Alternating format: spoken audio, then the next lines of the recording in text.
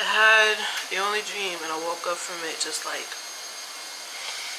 how you call it, like in fear or like in shock or whatever, that I was just being like chased. I need a pillow. I just want something to hold.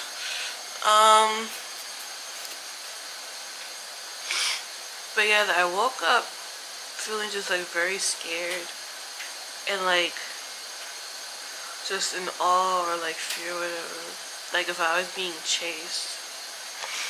I don't remember a lot of the dream, and then it's like I don't remember a lot of the dream, but then it's like in the dream I knew I was being chased by something, but then every time I would look around, all I saw was just like this blackness, darkness just kind of following me bit by bit.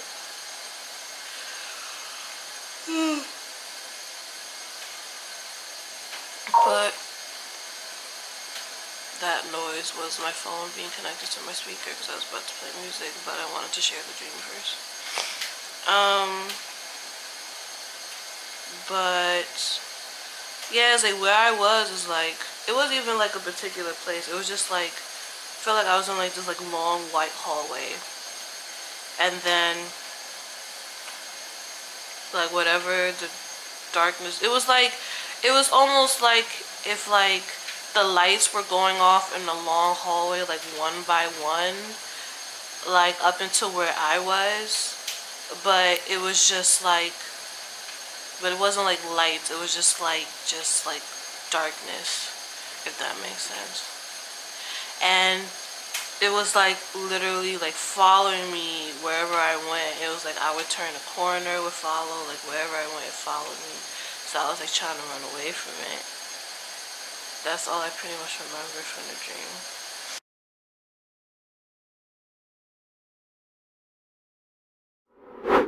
Before we get started, I would just like to start with a quick introduction of who I am to those who probably don't know me before we start this video. My full name is Soroya Nicole Poindexter Brown. I don't know why Nicole was given to me as a middle name, but Poindexter comes from my grandmother Ruth Poindexter.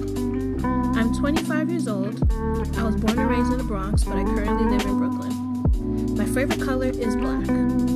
I accepted God into my life at the age of 12.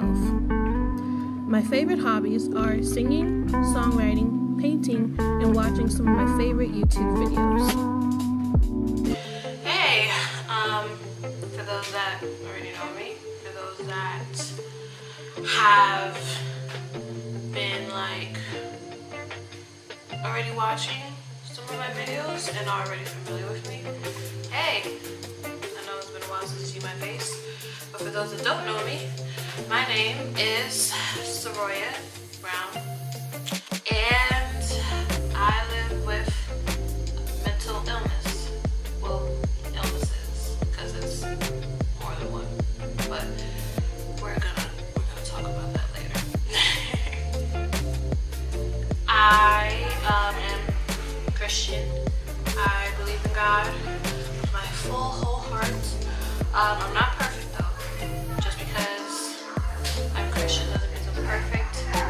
That's like kind of what Christianity is about. It's like showing people that like I'm not perfect, and that's the point, because I serve a God who is perfect, you know?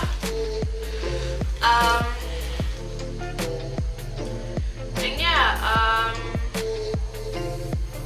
but yeah, I have my diagnosis is of 4 different illnesses / disorders, and yeah, I'm gonna break them down.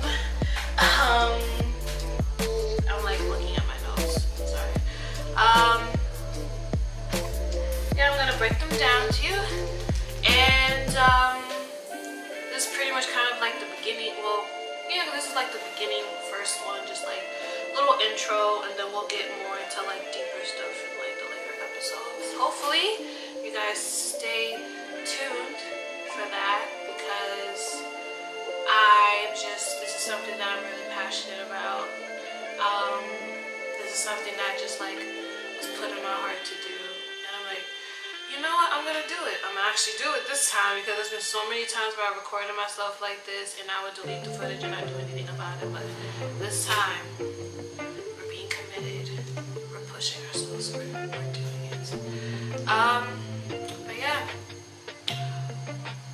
So let's get started. My diagnosis is major depression, anxiety disorder, anorexia, bulimia, and body dysmorphia. I know it's a lot.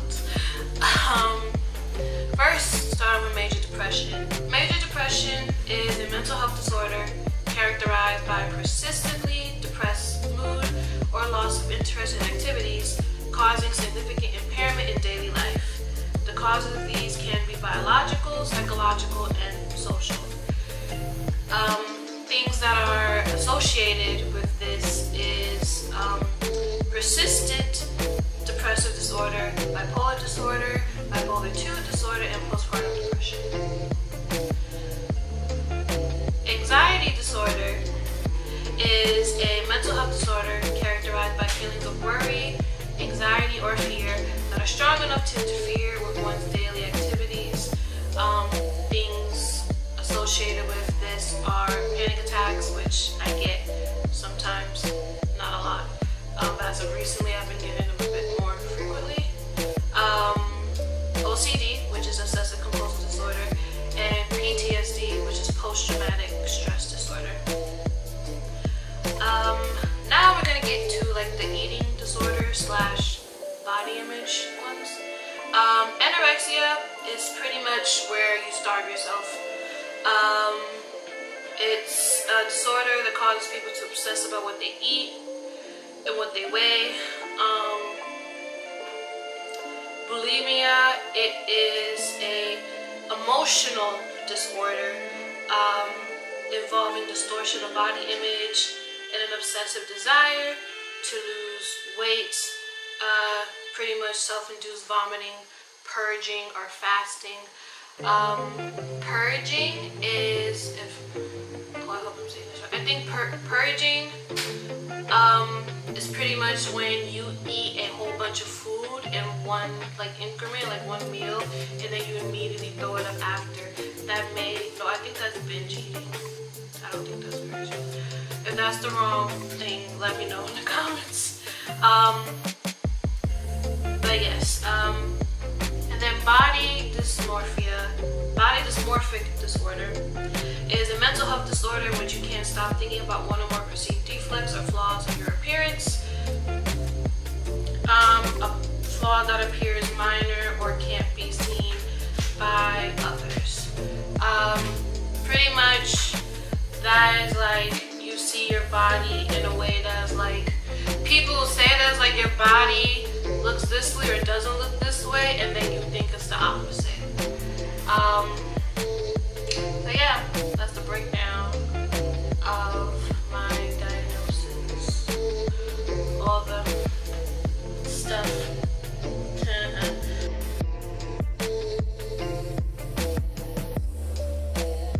I was diagnosed in 2016.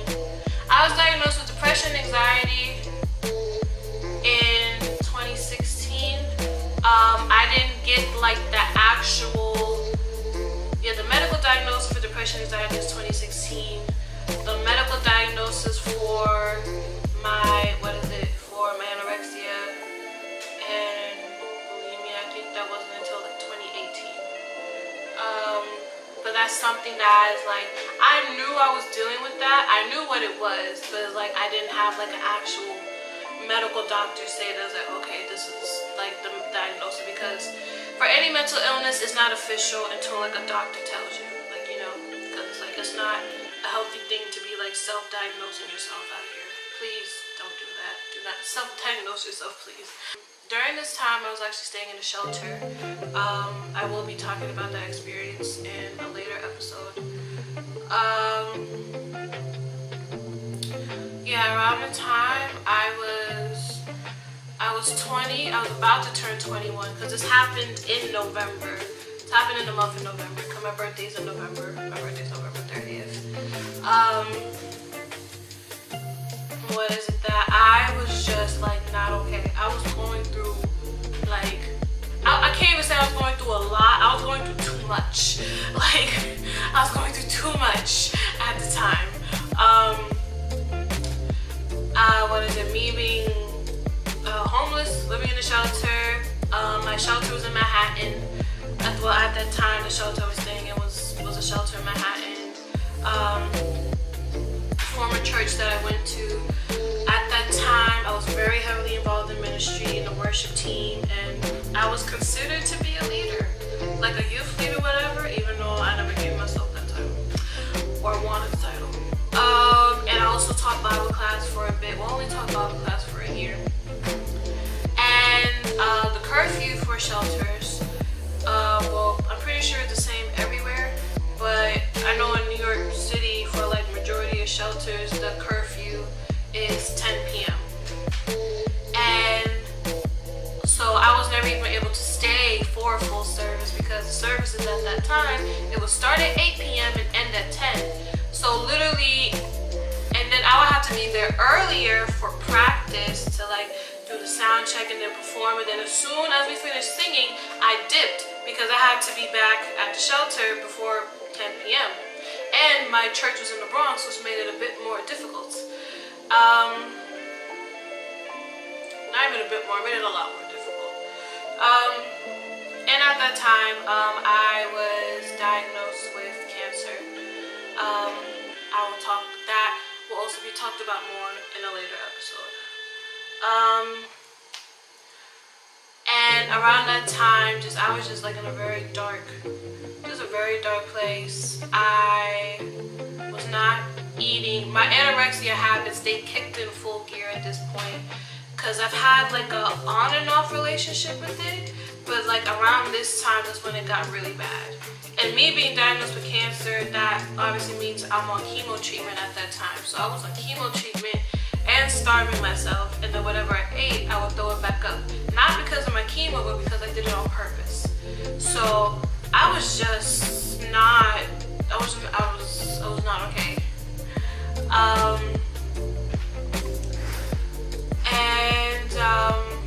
Yeah, then it got to the point where it's like, when I didn't have anything to do, and then at the time I had stopped going to my former church. There's reasons for that. And I wouldn't leave my room. I wouldn't shower for days on end. I wouldn't eat. I would barely be sleeping. If I would either not sleep for like a few days straight, or I would sleep too much. It was like never in between when it came to my sleep cycle. And it's like it was just in a very dark place. And then there was a day I was walking outside. I think I was heading back from like the library or something. And I was about to cross the street, and there was a lot of traffic, and there was cars like zooming. And so I'm just like, I'm gonna jump. I'm gonna jump for the traffic, I'm gonna get hit by a car, I'm gonna die, and that's my plan, and my plan's gonna work. I'm sorry for me laughing about this stuff. That's a coping mechanism I have.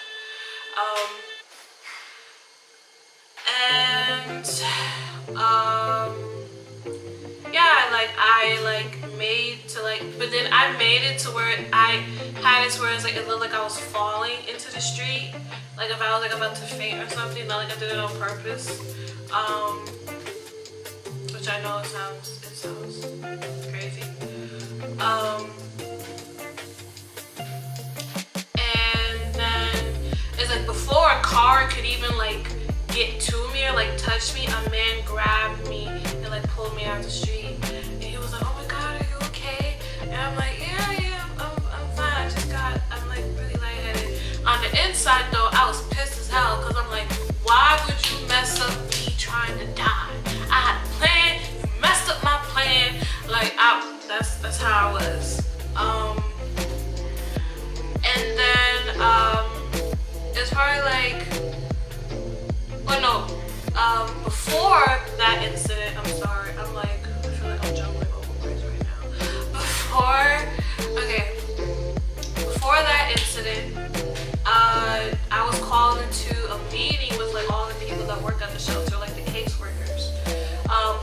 those are people at the shelter. Pretty much they're assigned to your case, your situation, try to help you with like looking for housing, jobs, and all the other stuff. Pretty much to help you get yourself like on track to get out of homelessness.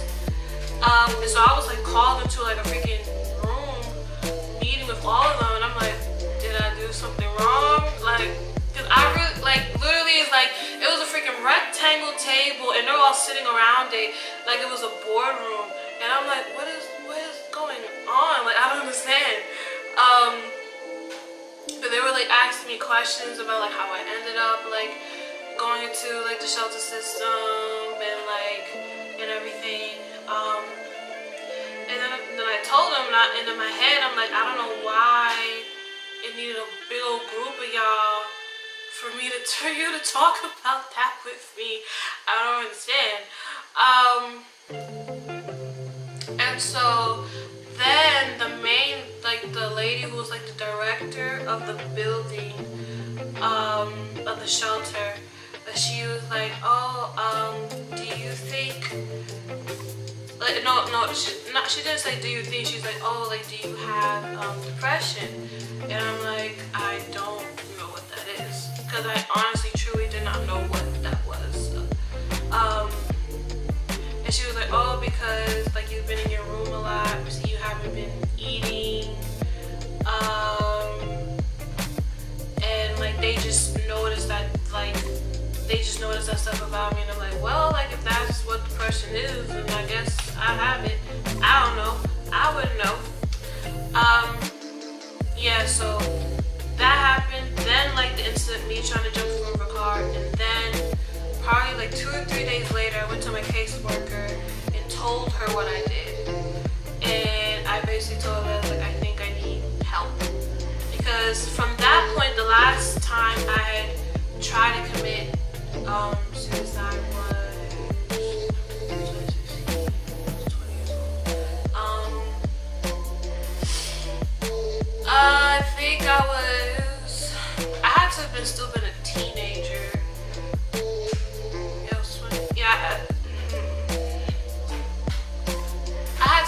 I had to have been still in high school when I made my last attempt, which was only like from that point only like a few years ago. I'm sorry, I'm trying to do too much math. I'm not good at math. But yeah, so yeah, from there I was checked into the hospital, psych ward and everything. And then it got to a point where it's like I got checked in, and then I went to this like back room where they told me that I was gonna be talking to a nurse and everything. And then the nurse comes in and she asks me questions. That's like, it's more questions related so to like mental illness and everything that they asked me. I was like, oh, like how many days throughout the week, like do you feel like a sense of hopelessness, like do you like get no sleep, like and all this other stuff. And pretty much all my answers was like giving off the clear sign that it was like she has depression, like she is not okay. And then when it got to the question about, look, she asked me if this is my first time committing suicide. I said no. And she said, oh, how many times have you done it? And I know I gave an answer, just don't remember the answer I gave at the time. It was the fact that I had to think about an answer. That is what kind of like made her be like, okay, I'm gonna call the doctor in. So the doctor came in and he's pretty much like, yeah, we're gonna have you stay in the ward for a few days. So I'm like, okay. So yeah, I was a patient in the psych ward for 2 weeks. And it was literally 2 weeks before my 21st birthday. So yeah, that's how I got diagnosed. Well, that's how I got diagnosed with depression, anxiety. The anorexia and bulimia, I was diagnosed with that by an on-site doctor at a different shelter I was staying in 2018.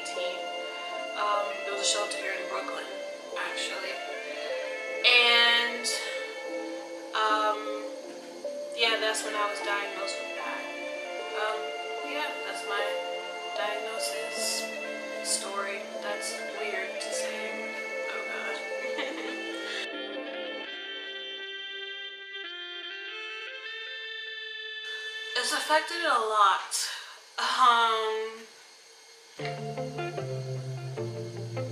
It's affected it a lot. In many different ways. Because the thing I think that kind of like messed me up in the beginning was that in doing like therapy and all this stuff, is like I was always dealing with this. Like I always had this from childhood. And then it just didn't have a name to it up until 4 years ago. So yeah, it's affected my life in a lot of ways. I've lost jobs because of it. Me always calling out of work, me having panic attacks, breakdowns at work. Yeah, me getting sick all the time. Well, that's mainly because of my bulimia, anorexia, and everything. There was one time where I was working at where was I working? I was working at as a cashier in Chop Salad. Chop Salad is like it's like the Chipotle for salads. That's pretty much what it is.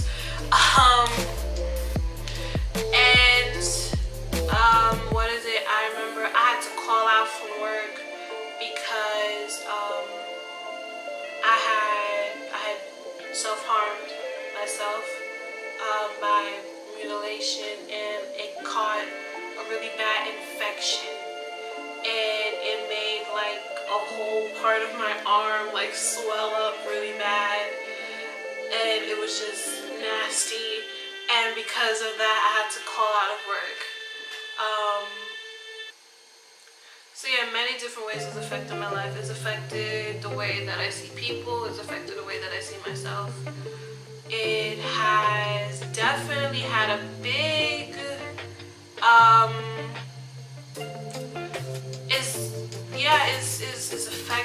it's affected so many different, I'm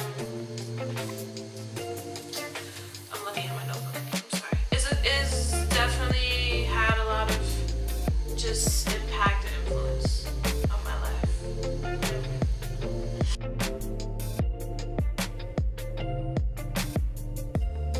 My family's response.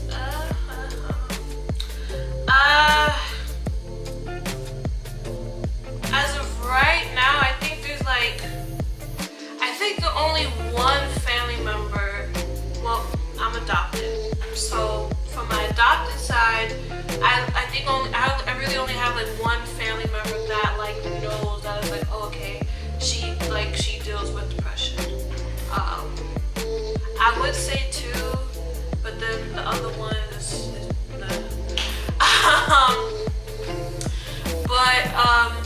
yeah, when my family first found out is when I had called them. I had only called like a few of them because when I was in the psych ward, my phone got taken away. I wasn't allowed to have my phone. I wasn't allowed to have a lot of personal belongings with me in the psych ward, which sucked, but it's for reasons. And what is it? So I remember I called my sister. She didn't pick up. I called my boyfriend. I called one of my friends, and then I called one of my brothers. From my adopted side, I have 4 brothers. So I called one of my brothers from my adopted side, him and his wife, my sister-in-law. And so, of course, they have the natural reaction of like hearing that I was like, oh, I'm in the hospital. Because I didn't say like psych ward at first, I just said hospital. And they're like, oh, like what's wrong? Are you okay? Did you get hurt? It's like the genuine reaction you would get from like, you tell someone you're in the hospital. Yeah, but then I told them that I was like, oh, like I'm in the psych ward, and like the reason for me being in the psych ward, and I pretty much went of how like I've been emotionally going through a lot of stuff, and of like even stuff from childhood and this and that and the other. And sister-in-law, I will never forget these words that she said to me. These words will forever be in my mind. She said, well, you're a grown woman now, like you're old enough, like you're 20 years old, like you should learn how to handle your emotions. That is what she said. And from that point on, I was like, okay, I'm alone. I have no family support. That's great. I mean, at that time, I was pretty disconnected from my family, especially me being in the shelter system. That's a whole...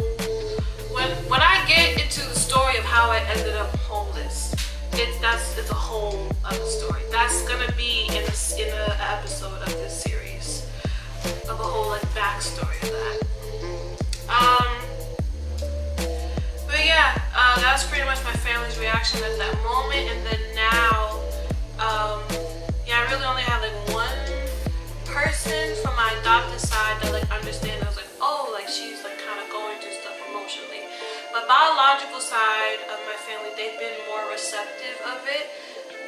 Also because then finding out that I was like, I have siblings and like cousins that deal with those type of issues as well, which makes it a bit more comforting.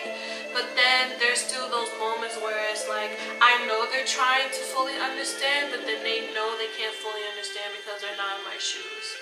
But they still make those efforts. Well, a few select people still make those efforts here and there to try to understand, which it does go a long way.